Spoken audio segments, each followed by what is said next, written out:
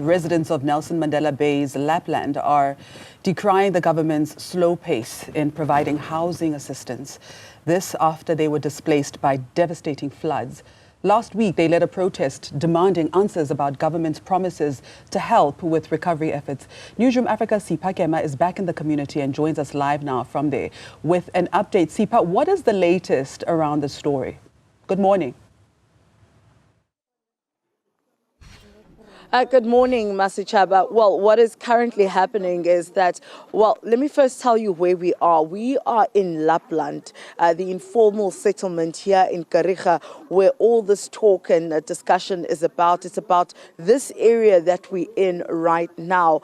Now, we do remember that last week, actually the previous Sunday, we had seen those that were affected by the floods and moved to the temporary accommodations had actually protest and took to the streets after they had tried to evict them. The Nelson Mandela Bay Human Settlements Department trying to evict them or remove them from those temporary accommodations, and the reason being that the lease had lapsed because they had the lease for 30 days, and on that Sunday it had marked a month. The 30-day lease was up and the owners of the buildings needed those buildings and accommodations. But let's first bring it back, Masichaba, to where it all started. Now, in Lapland, as an informal settlement, where exactly this informal settlement is being built is on the flood lines. Now, this is part of a river. Now, that's not the only issue. As you're seeing that just over the other side, there are houses that are literally on the river banks, the structures on the river banks where the river flows. Now, this is a hazard when it floods or when there are heavy rains. Now, just over onto the left side, on my left side, that's where the dam is, where you're seeing hazy, misty views there. That's where, just over the mountain there, that is exactly where a dam is. And now the issue with this dam here in Lapland is that they had found, the municipality had found that there are cracks on that the river walls, the dam walls rather, and their worry would be that when it floods, that the dam could collapse. That's the issue. And I mean, when it comes to flooding, Lapland is not, it's not something new in Lapland. In 1997, when there were heavy rains, such as the ones we saw just over a month ago here in the Nelson Mandela Bay Metro, this area of Lapland was completely submerged in water and people had lost their structures, having to rebuild again.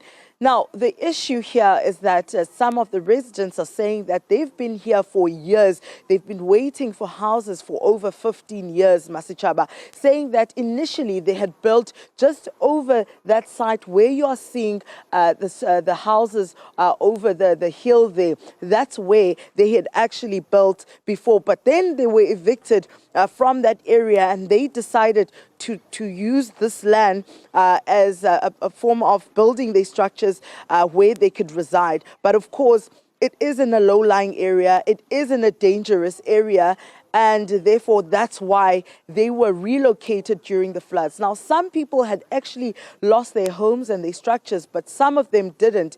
As part of precautionary measures, they were then moved to the local churches and local halls. But that became an issue as the Department of Human Settlements in the National Office had said that they do not like it when all the residents, when they are moved or flood victims are moved into mass centers because they had seen from the KZN floods that issues of gender-based violence and sexual assault arise from those issues where you find that young children, women and men are all accommodated in a mass center like a church and an open center. They started then after a few days moving people. That was on rather the 5th of July or June rather, where they started then moving some of the people, starting by families with small children, single mothers with children and little young girls were then moved to the temporary accommodations that privately owned, where then the Department of Human Settlements as well as the Nelson Mandela Bay municipality entered into a lease agreement for 30 days, Masichaba.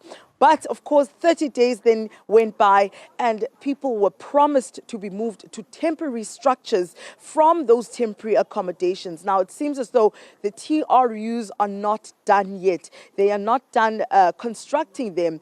A piece of land, we believe a piece of land was earmarked by the municipality and handed over to the Department of Human Settlements to construct those TRUs.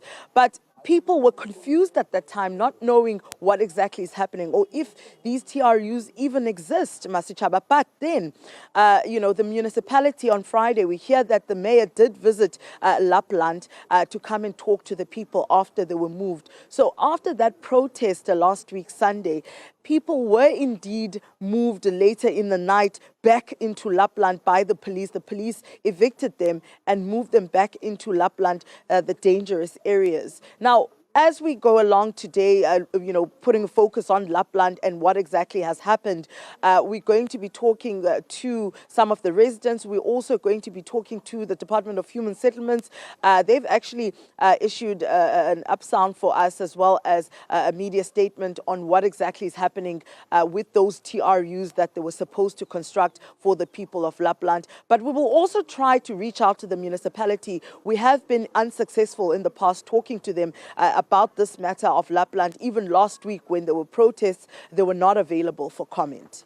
All right. Thank you very much, Sipha. That is Newzroom Afrika reporter Sipha Kema, who is out in Lapland in the Eastern Cape's Nelson Mandela Bay.